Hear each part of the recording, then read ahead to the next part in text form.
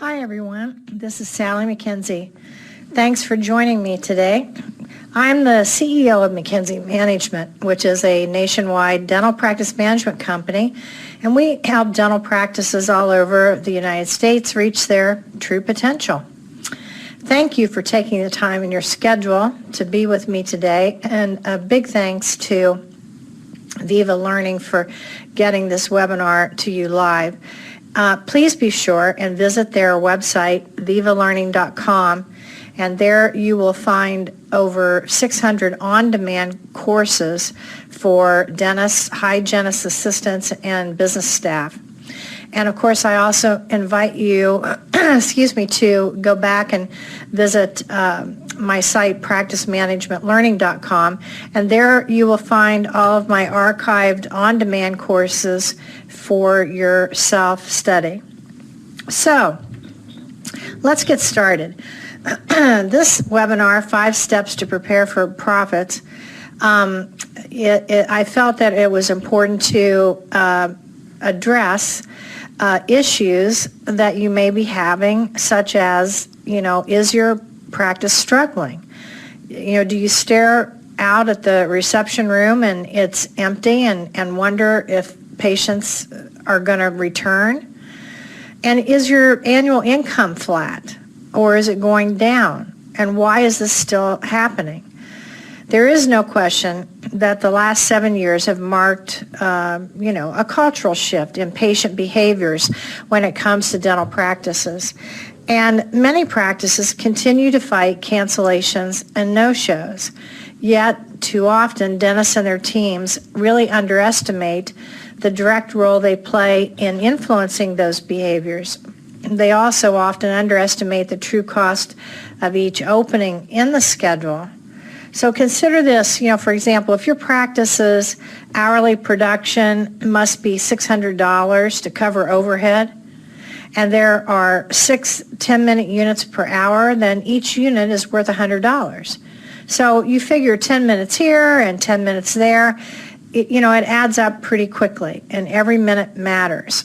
Now, you may be aware of the value of your care, but you've likely come to realize that many patients are not, and far more of them are inclined to delay treatment than they were years ago. And this webinar is being presented live in the month of December. So that makes it really tough for businesses that really aren't directly related to a Christmas present that they can, put under the Christmas tree, for example. Although we've seen very real improvements in the economy, many patients still remain very cautious in their spending and they're likely to want flexible payment options. Yet it remains true that if they understand the need and the importance of the care they are to receive, and in addition, they have a positive relationship with the practice, then they're far more likely to schedule necessary and/or elective treatment. Of course, nothing is ever for sure, but it's likely that will be the case. So, for those of you that that are listening, that are the owner of the practice, maybe you don't pay your bills directly, but certainly as a CEO, you are looking at and addressing a monthly profit and loss report very early in the beginning of the month for the previous month. And of course, on a side note, if you're not, you better start doing it. So the worst feeling in the world as a business owner is when you're made aware that there's not going to be enough money to pay payroll. And this seems to be happening to you at a more frequent rate than the year before and the year before that. So you're like saying, I'm working as hard as I can on these tiny itty bitty teeth and these wandering tongues and saliva everywhere, and it just makes sense that this hard work you're putting in, that you're doing, that it should be enough to pay the expenses and have some profit. But this is usually the face of reality when every aspect of your business needs to be assessed to stop the bleeding. Because there's no doubt that burying your head in the sand and hoping and praying that it's going to go away, it just doesn't.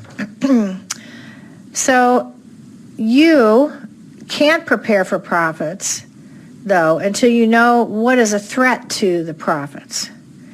And they say that the evidence never lies. So the most common clues that we find, as a dental management consulting company, when we're going into practices nationwide and we're looking at lots and lots and lots of profit and loss reports, the production fluctuates regularly. So even from day to day, it's up and then it's down and then it's up and then it's down,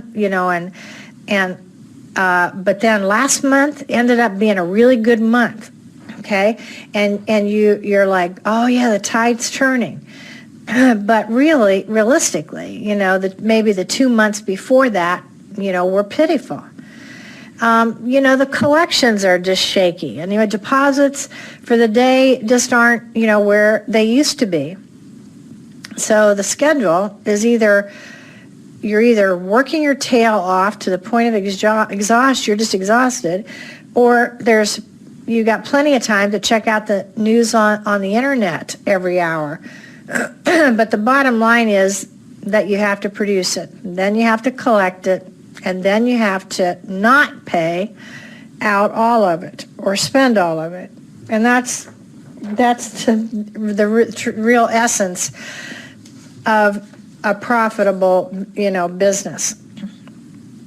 So would you knowingly allow someone to steal $40,000 from you? Well, the logical response is, well, of course not, Sally. Okay, so explain why you're allowing no-show and last-minute cancellations to take at least that from your practice every year.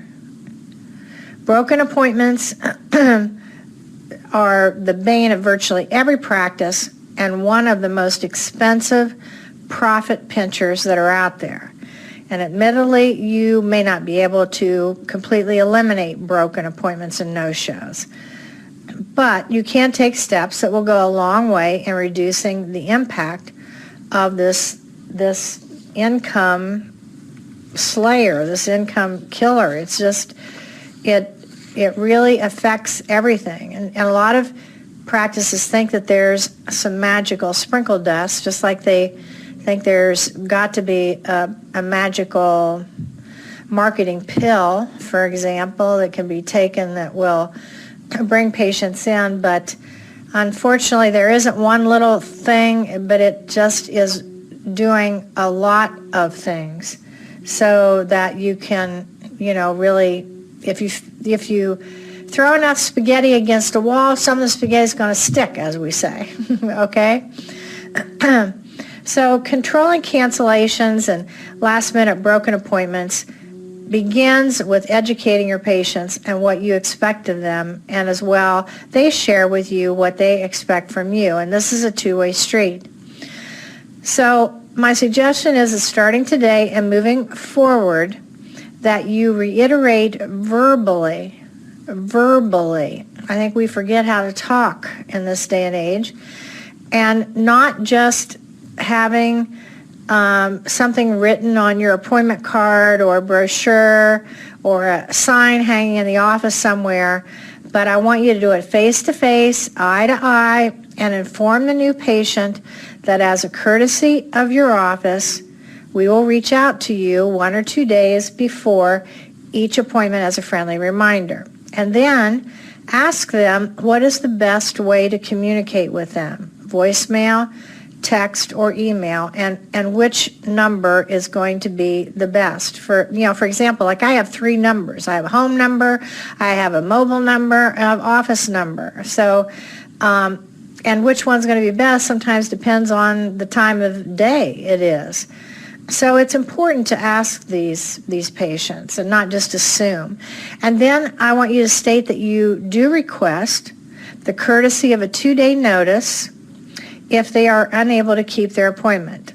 And I would not say that you require, but that you request. All right, so because the required is a little harsher, let's say, than saying that you request. So a lot of offices will say, 48 hours. Well, I just don't think the brain works in 48 hours. So if I'm in your office at 2 o'clock, then what time would that be? Just say 2 days. You just request a 2-day notice of a change. And this has got to be done with every new patient that walks through the door. This is all part of their introduction to your practice, and of course there's a lot of things I've discussed in other webinars regarding new patients, but that I want you to make that part of it. So if you have expectations, then you have got to make sure that you are verbalizing your expectations. Now, there's no reason not to restate this expectation moving forward, starting tomorrow, with every patient you make an appointment for. So, in other words, now I want you, we talked about new patients, but now what I want you to do is to reiterate your appointment policy to every single patient that, comes in. And you can start tomorrow, every time you make an appointment for someone. So, for example, you may not have told existing patients this before, or they may have forgotten it. And I want you to always speak with peacefulness, happiness, compassion, and also clarity. And I would suggest that you start by reinforcing to them that they have never missed an appointment. So you're not accusing them, even though they have. Don't accuse them, of course. But that they've never missed an appointment, even though they could have. But that you're informing all of your patients that for some reason that we're just not sure of. And when you say that, you say that just like I'm hoping that you hear it, in my voice right now. That, for some reason, Mrs. Jones, we're just not sure of what it is. We've had patients canceling their appointments at the last minute or not showing up at all. And as you can imagine, this causes great hardship on our practice and other patients who may have wanted to get in to see Dr. Smith. So if for any reason you should ever need to change your appointment, would you be so kind? Please remember that. Would you be so kind? Because if they say no, then they're not kind. Nobody wants to think they're not kind. So would you be so kind to give us, and then my slide says we would appreciate, but I think then that's okay too. But I think, would you be so kind is a little better to give us at least 2 days notice so we may offer your appointment to another one of our patients. And you can reach me at this number, or you can text me at this number, or you can email me at this address. We really appreciate your understanding. And of course, then you put on a big smile, and you just, that's it. That's just it. It's just a matter of being, you start off by saying you're just perplexed as to why these people are doing it. And then your compassionate side comes out, that it creates a great hardship on our practice and other patients. And then caring, so for any reason you need to change, would you be so kind to let us know? And I know that you can do it. You just put on your Academy Award-winning hat and you just do it. So here's the facts. McKinsey Management analyzed the patient retention of 100 practices over 2013 and 14, and these were not clients at that point of McKinsey Management. And these practices averaged 22 years in business. And we had some, 2 years, and we had some, 32 years, but their average was 22. And they had an average patient retention rate of 31%. So let's assume over 22 years that this practice averaged 25 new patients a month. And let's assume that they worked 48 weeks a year instead of 52, vacation, continuing education, holidays. And each patient had 2 visits a year. So that would be 13,200 visits a year if this practice, this average practice, would have had 100% patient retention, which we know is not realistic. So let's say that they averaged 50% of the patients that came through their doors in 22 years. That would be half of the 13,200, which then would be 6,600 visits at 2 a year. So 6,600 visits over 48 weeks is 138 visits per week at an average of 8 hygiene patients a day, would be 17 days of hygiene a week, or a little over 3 hygienists every day at 5 days a week. And this would easily equate to 2 doctors in the practice after that many years. However, 58%, we know that 58% of the nation's dentists are single solo practitioners. Why? Because there are weaknesses in their patient retention system and their patient retention protocols. So this in turn affects how much you produce and collect, which affects profits. Patient retention is also the key to your internal marketing, because more new patients are going to be obtained through word of mouth referrals than from existing patients. And many of the practices, as I just mentioned a few minutes ago about the marketing, they're just very concerned about the marketing. When the patients aren't there, they've got a market to bring in new. But if you don't get your house in order, it's just going to be effortless, because your systems and your protocol are causing the people not to stay or to come back. And that has to be fixed first. I want you to use the your daily huddle. Morning meeting, it doesn't have to be in the morning. I don't care when you have it, as long as you have one. Before the day, lunchtime for the afternoon of that day, the morning of the next day, lunchtime again, whenever. But use the daily huddle to focus on today's schedule as well as what is booked for the next 2 days, and make adjustments as needed, because too many offices look at discuss just today, and it's too late.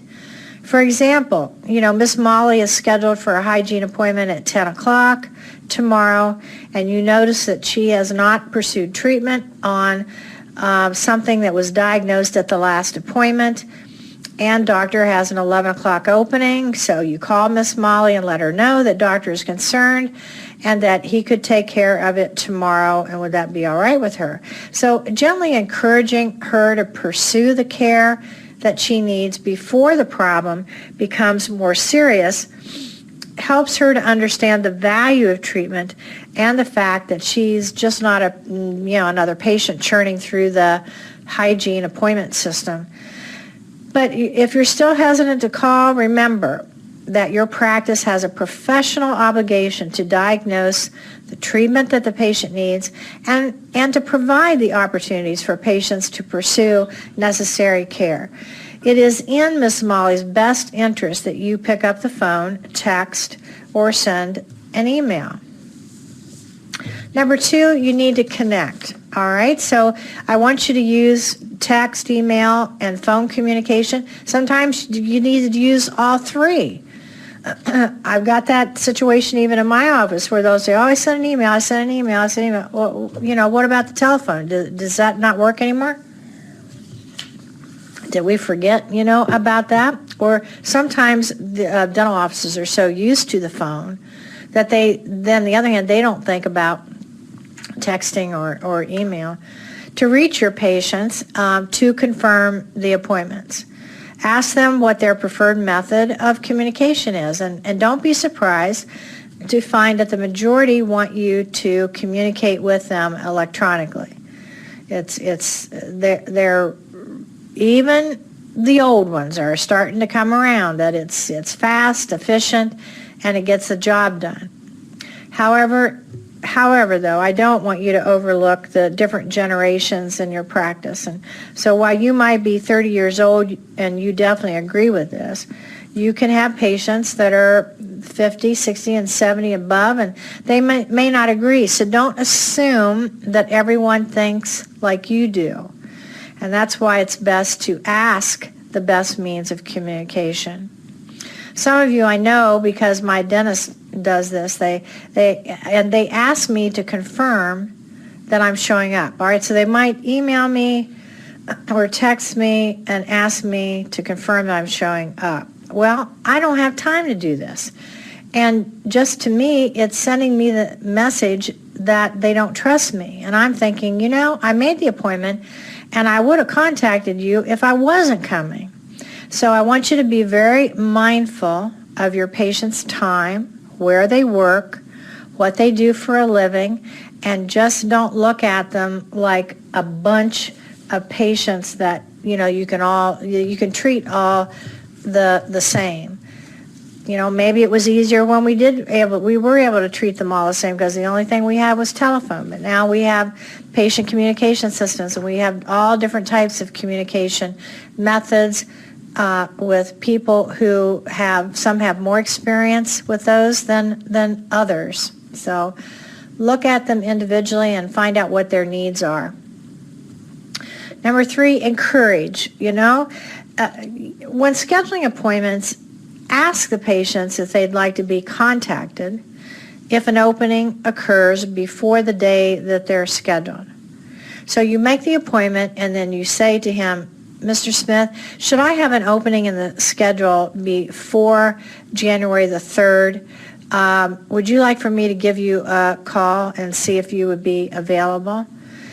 So this is how you start building a call list, or in some practice management software systems, they're known as an ASAP list, as soon as possible list. But almost all the softwares have this type of list, but you have to ask to build it. And it's an extremely essential tool when filling last-minute cancellations via text, message, email, and yes, even the telephone. Many of these practice management communication systems provide the ability to text patients and alert them of a short notice opening in the schedule, which is essential. It could save a last-minute threat to the daily production goal. So this is a great feature with these systems, that you can send out this type of a text to multiple patients, of an opening. So that's something that you might want to explore. But definitely you need to have a short notice call list for these longer appointments. Absolutely. For hour and a half, 2 hour, 3 hour appointments. And you can't just rely on your brain knowing this. This is why also I can even take this back to job descriptions, which is that it's very important to have accountability of that schedule and scheduling to production goal by one person. The exception to that rule would be, of course, if there were 8 doctors in the practice, and there has to be multiple scheduling coordinators, but they can still be assigned to specific doctors. So accountability, and so these scheduling coordinators become familiar with the availability, and not from memory, but from the software, so that these appointment slots can, be filled when there is a last-minute opening. Because the bottom line, that's the scheduling coordinator's responsibility to do that. Number 4, I want you to be proactive.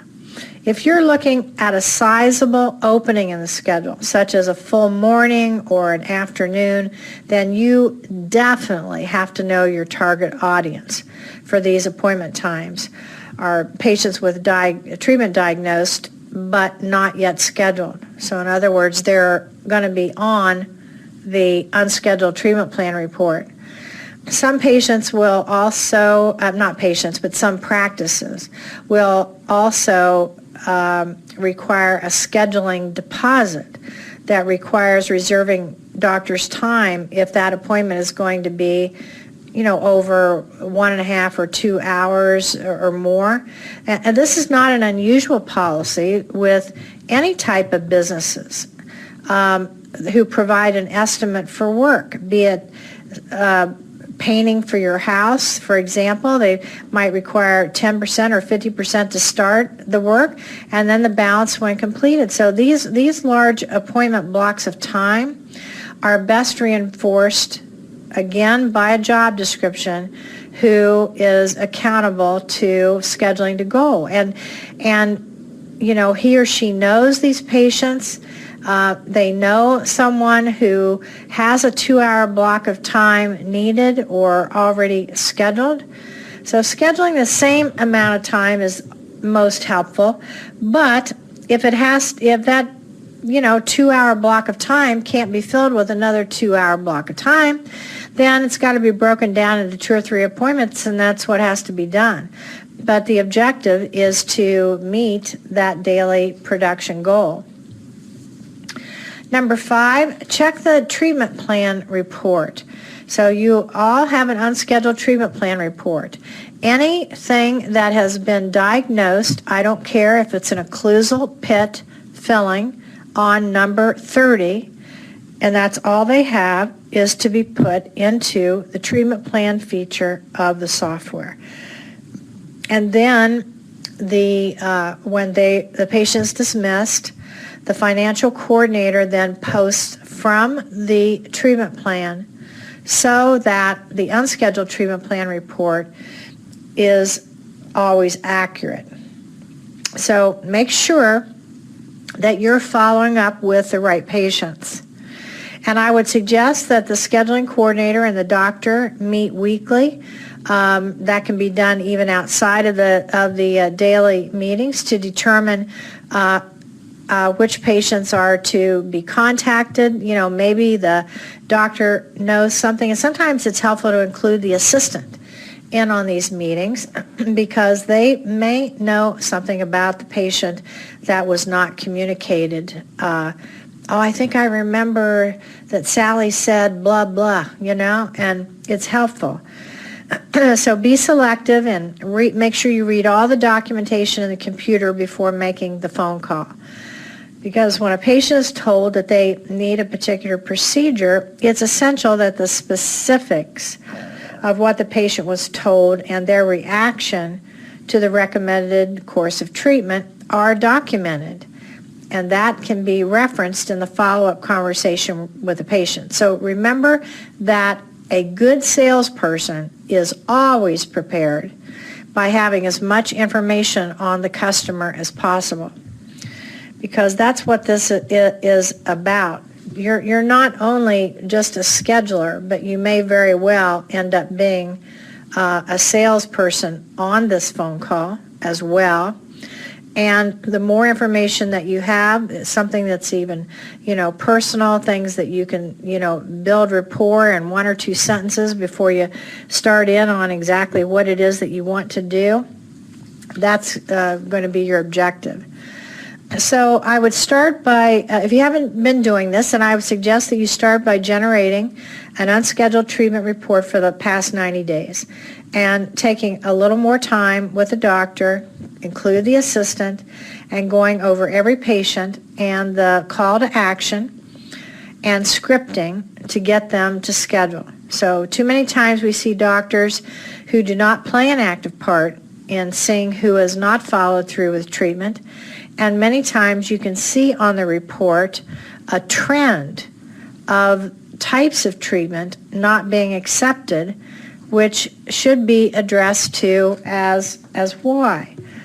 Maybe the dentist, him or herself, does not have enough confidence in him or herself to do that type of treatment. I don't know what it is, but you'll find there's usually trends. It could be just that all of the high dollar amounts of treatment that you're doing are not being accepted because of that. But just put your analytical hat on and look at it and see what you can glean out of it together as a team.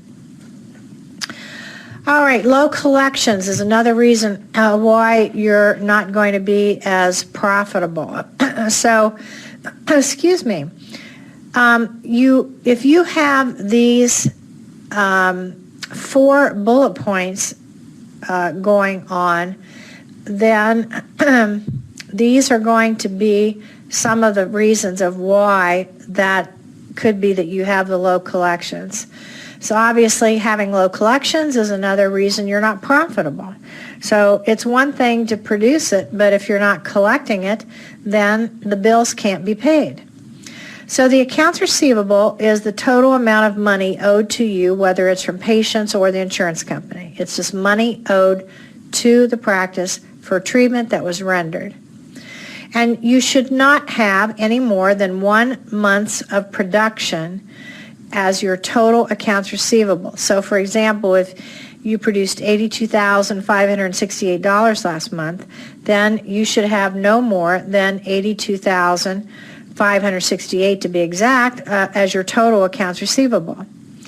Now, if you have a total of $5,000 in various patients having credit balances here and there, then you have to add that $5,000 back to your $82,000, and now you have $87,000 in your accounts receivable.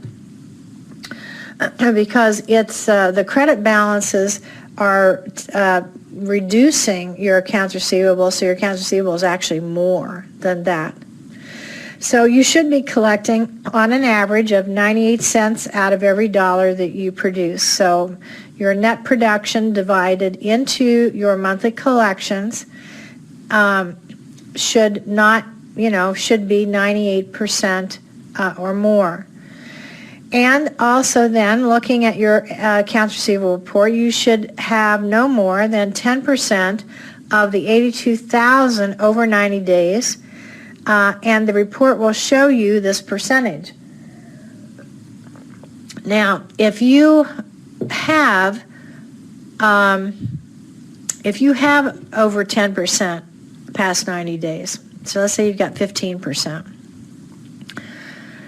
A lot of you have really old accounts on there that, people haven't paid since 2004. Then you need to get it cleaned up. Get your house cleaned up. How can you manage your business when you don't have accurate current data? But let's go back to my scenario. Let's say your over 90 days is 15%, and you start dialing for dollars, getting that money in, and you start collecting it. Therefore, then, your collection ratio, you're going to end up collecting then more money than what you produced for the month, because you're collecting 98 cents out of every dollar that you produced this month. But now you've got extra money, past due money coming in. So sometimes your 98% collection ratio with some offices is not healthy. And it's not healthy because you have over 10% over 90 days. All right, so that collection ratio will be over 100%.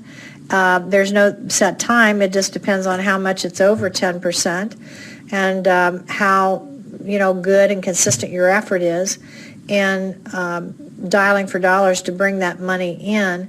But I think suffice it to say it'll be over 100% for probably over a good 90 days, I would say.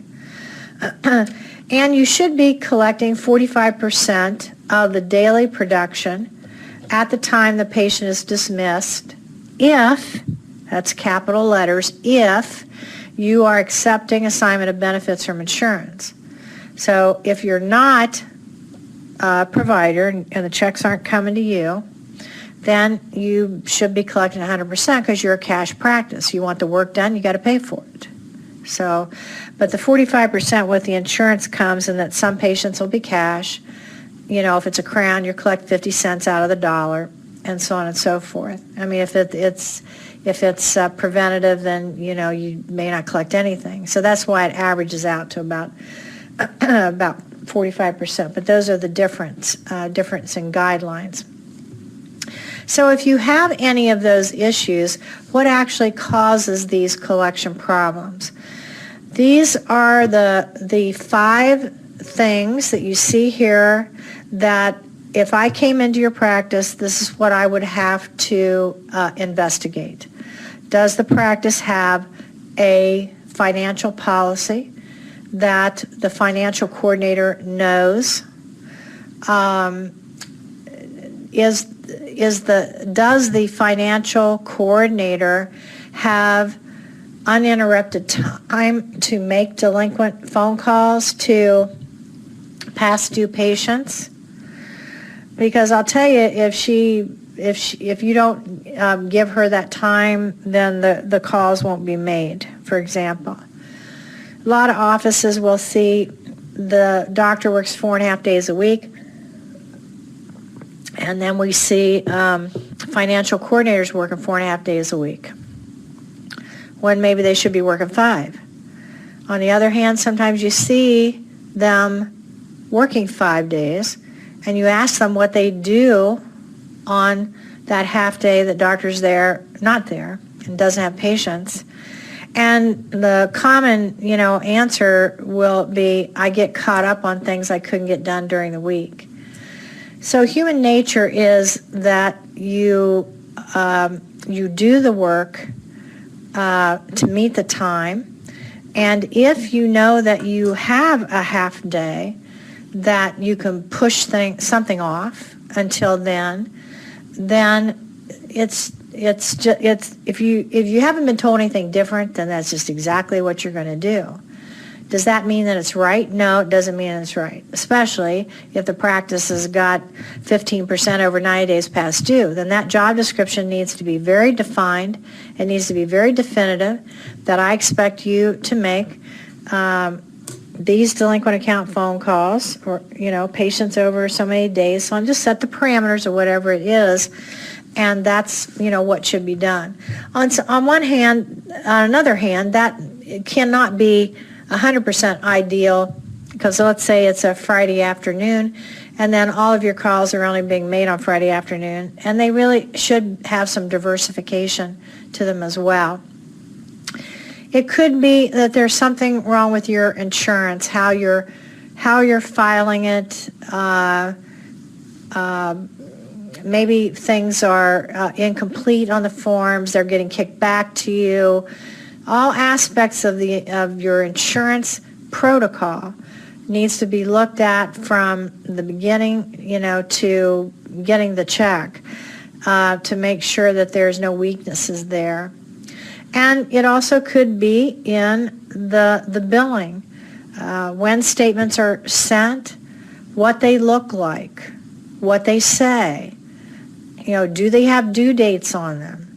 I've gone into offices and I'd say, do you provide the patient with a self-addressed return envelope to send the money back? And answers like, we used to, but we ran out of those. Well, really? Let's take a walk to the direct store at lunchtime and get us a box of envelopes. You got a stamp? We can stamp them. Okay, good. Let's get it done. So those are just, again, weaknesses in the billing system. We find that many offices still send out statements once a month, which is time consuming, and that really holds up cash flow even more. So we need to look at that. And it could be the way the patient is dismissed. So in other words, how are the charges, how are the fees that were produced today, how is that communicated to the financial coordinator? Because she cannot ask for money if she does not know what that is.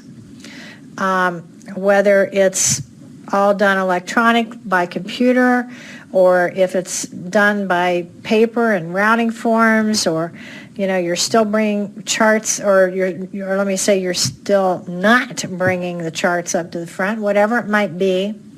It's an incomplete patient dismissal from doctor and assistant and or hygienist or an assistant if you have a hygienist assistant, so that the front desk is not prepared or is held up waiting for the back to communicate it to the front in order to ask the patients for money. So that is really, I tell you, that is really an aggravating thing. So if that's happening, and I've only got front office people listening to this right now, you need to have a big team powwow and get that corrected as soon as possible. You can have them listen to my webinar and say, Sally said. So these contributing factors of unpaid accounts are from the patient. But it could also be caused by an untrained financial coordinator. It could be caused by an untrained dentist and team as well. Because it's not uncommon to see dentists who perform emergency treatment without any discussion of whether the patient can pay for the treatment or not, or performing treatment that the patient did not expect or the patient had no knowledge of it until they get out the front desk. And that's a real embarrassing situation for the financial coordinator. Or the patient, didn't know the cost. I mean, it's one thing to say, yeah, that's great. I'd really like to go ahead and get those custom bleaching trays and bleaching done, because that's what they want, but then they have no idea what that is going to be. And then when they find out, sometimes it can be more than what their expectations are. Or certainly, of course, the patient thinking that insurance was going to pay, or there, is a lack of treatment planning being done. So it's much easier for a front office person to have spoken expectations to the patient when there is a treatment plan versus just, performing random, treatment. So these things are very important. The emergency treatment, they have to know what it's going to be, how they're going to pay for it. Always, you know that. You've heard that old saying, you got to inform before you perform. So don't forget that. And then also, I would like to suggest, again, we're talking about collecting the money now at this point, that when the patient is dismissed, that the financial coordinator explain what was done before they state the fee. And always say the patient's name. The patient's name. They love to hear their name. So, Mrs. Jones, Dr. Smith performed fillings on 2 teeth that involved 5 surfaces plus medication and anesthetic today, totaling $226. Will you be paying that today by cash, check, or bank card? So instead of Mrs. Jones, that was $226 today.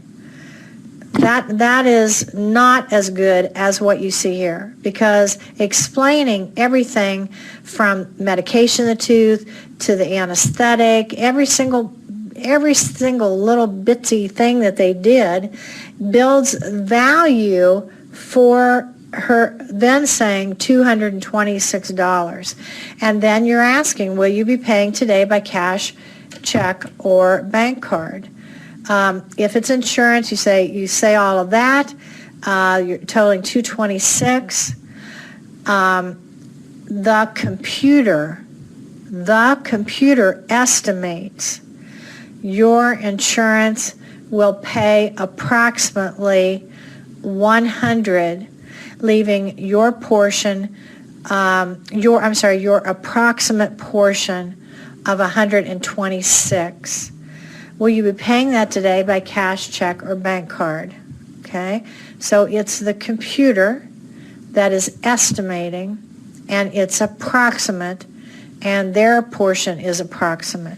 okay? So that's how you have to ask that to get the money.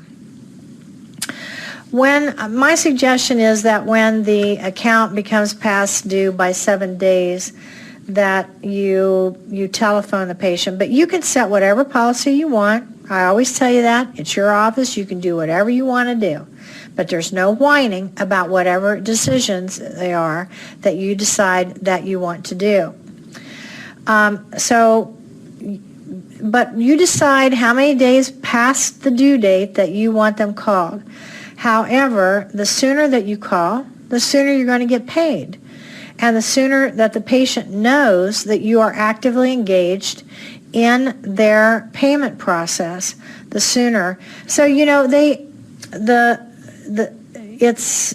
people know who they can get away with not paying. They know who the squeaky wheels are, and you know the squeaky wheel gets the oil. So if you don't ask, you don't get. They need to know that you're on their tail, that you know their number, and you know what's happening, and you don't have to be mean and nasty about it. I always just say, kill the patient, with kindness. Mrs. Jones, and I like to try to do this without taking too much of a breath, because if you take a breath, then they have a tendency they can interrupt, so we want to get it all out of what we want. Hi, Mrs. Jones, this is Sally from Dr. Ryan's office, and our records indicate that we have not received a payment for your account since November the 15th, and we wanted to make sure that you were receiving the statement. Now, I know they're getting the bill, okay?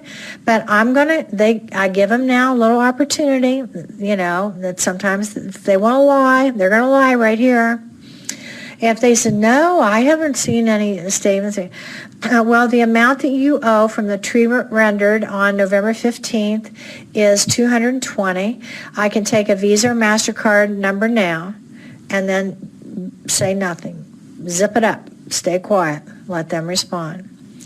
If they want to pay by check, then verify the address, and sometimes I'll say, well, let me go ahead and send another statement today. However, I need to know when we can expect your payment. Okay, so you are not letting them off the hook. You're going to get a commitment from them. So don't hang up until you get an exact date. And whatever that date is, I write that date right on my calendar or enter it online on my calendar. And when that mail comes that day and I don't have it, then if the mail comes at noon and I don't have it, then, I'm on the phone by 1 or 2 o'clock. Persistence wears down resistance. If I'm going to send another statement, then I put on there, this is to confirm your promise of payment of $126, whatever I said, by such and such a date. Thank you for giving this your immediate attention. So that person knows they promised, I know they promised that date, and that's it. So again, if the check is not received on that promised date, then you've got to call again, because they have to know that you mean business. Now, the next part in your profits is going to be reducing your overhead. These percentages that you see here, taxes and benefits and payroll, lab, miscellaneous dental supplies and facility, okay? Those are all of the main categories of your overhead expense.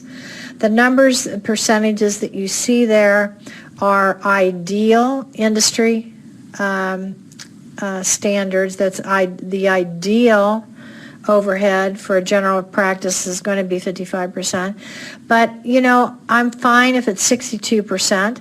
But if you start getting into the 65 and up percent, then we need to look at why and try to figure out how to get it down.